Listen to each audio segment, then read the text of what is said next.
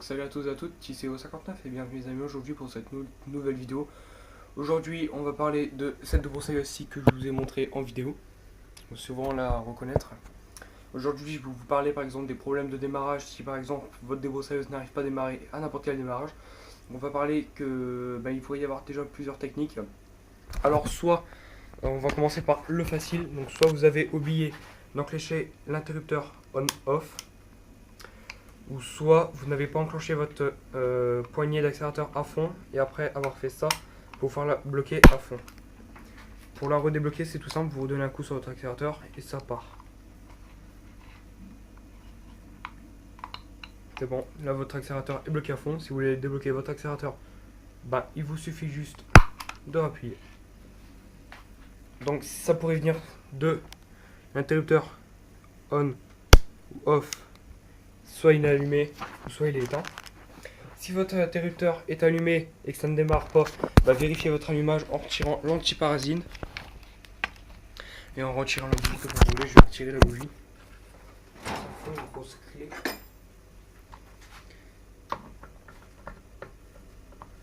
Non, c'est pas le bon sens.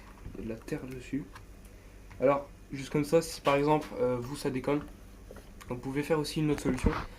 C'est de nettoyer l'antiparasine juste là.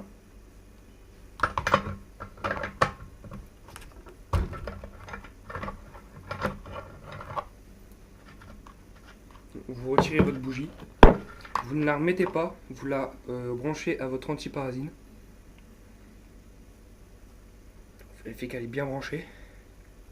Et vous regardez si elle fait de l'allumage. Donc, notamment s'il y a une étincelle. Là, l'interrupteur on-off n'est pas activé. Si on ne l'active pas, normal.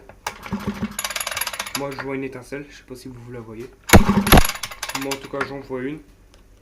Donc voilà. On va tirer un antiparasine. Dès que vous avez vu que, par exemple, votre étincelle est là, vous avez juste tout simplement à remettre votre bougie. Ouais, c'est une vidéo tuto que je vous fais. C'est pas une vidéo conseil, truc comme ça. Enfin, c'est plus conseil et tuto. Vous remettez votre bougie, surtout serrez-la bien, parce que si vous ne la serrez pas bien, vous aurez une perte de compression et puis le moteur sera plus difficile à démarrer. Après, ça peut être aussi un autre problème, soit vous tirez pas assez fort, ou soit vous tirez trop fort, ce qui fait que du coup le piston n'arrive pas trop à se lancer et l'étincelle n'arrive pas à se trop aussi. Attendez, j'étais à 2 secondes. Si vous n'avez pas amorcé avec la corde d'amorçage assez longtemps, donc là c'est noté qu'il faut faire 10 fois. Par exemple, si vous ne faites pas 10 fois, ceci ne sera pas lancé. Vérifiez aussi l'état de votre essence et s'il y en a assez. Moi je regarde vite fait, il y en a assez. Alors je vous précise direct que l'essence que vous achetez pour votre débroussailleuse doit être mélangée à 2% d'huile tout simplement pour votre moteur, parce que c'est pas un moteur avec lequel on fait une vidange. Après, il peut y avoir aussi en problème le réglage du carburateur. Donc ça arrive souvent. J'ai pas mal de potes qui m'ont dit j'ai du mal à débarrer ma débroussailleuse, tu peux me donner quelques conseils. J'aurais dit tout simplement revois ton carburateur et essaye de voir si ta bougie fait un allumage ou soit tu zappé sans allumer l'interrupteur correctement.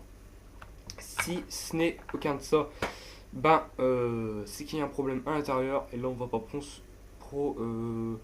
prolonger dans les détails à l'intérieur. Il y a juste un autre truc, contrôler la boîte à air. Donc, tout simplement, j'ai jamais commencé à sortir celle-là. Vous m'excuserez si je suis un peu Robocop, c'est parce que je suis un peu bloqué puis ça fait vraiment mal. Putain, ce salopard il est cassé. Enfin, c'est pas grave. Vérifiez l'état de votre filtre à air. Vérifiez aussi s'il est pas trop sale. Généralement ça peut être à cause de ça. Des fois quand on le retire, des fois après elle part. Donc voilà, j'espère que cette vidéo vous aura plu. N'hésitez pas à cliquer sur j'aime ou à vous abonner. Et moi je vous dis bye pour une prochaine vidéo.